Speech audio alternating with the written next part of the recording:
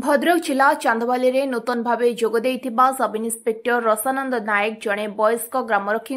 अश्लील भाषा गाड़ीगुल सहित धक्का मारी बाहर कर अभियोग आसी जहाँकि यह संपर्क में कांदी कांदी कोहबरा कंठरे कहते जड़े ग्रामरक्षी भागीरथी महालिक नामक जड़े वयस्क ग्रामरक्षी चांदवाली थाना परिसर में एक गृह दीर्घ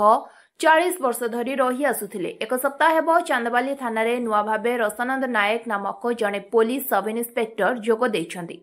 ग्रामरक्षी जनक मद पीवा जोगु सेही घरे रहिथिबा ग्रामरक्षी को असभ्य भाषार व्यवहार सहित बाहरी जिबा पई धमक देइथिले। थाना परिसर में ग्रामरक्षी रहुथबा घरे पुलिस ऑफिसर रसानंद नायक रहिबा पई ग्रामरक्षी को बाहर कर देइथिबा अभियोग करी न्याय पई दाबी करछन्ति। जदि जणे खाकीधारी प्रति एमिति पुलिस ऑफिसर द्वारा दुर्व्यवहार करा जाउछि तेबे साधारण लोके चांदवाली थाना रे न्याय पाइबे केमिति बोली साधारण रे प्रश्न उठुछि।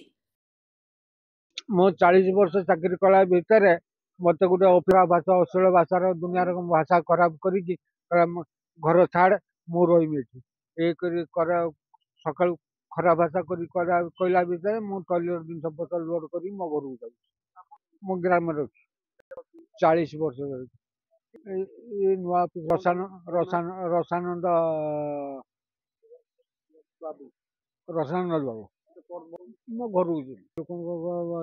केते लोक केते कहते रूम छाड़ अमुक कर ढेकी कर कहते मो कार कथा मुझे करनी किंतु आज सकाल मु उठिक शोक उठी मुँटा धोती मत हठात व्यवहार कला मुझे मुझे लोक कथा शुणा आगुरी मो रूम टा छाड़देवा ठीक।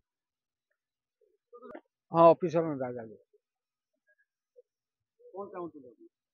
कह मु पलैमु सीधा मो ऑफिसर एसपी डीएसपी जनईमी कौन मत ना मिछ से काली पिया पी करथला ताको हम मना डाकिलु रेड जिया पे से गलानी आ आज पी की खस पड़छि मोल पे घर छाड़ दे एठी तो कथा किछि नै ए अछन हम स्टाफ किछि नै जैसे मद पी की पड़ी के रात डाकिलु तो से कथा कहू।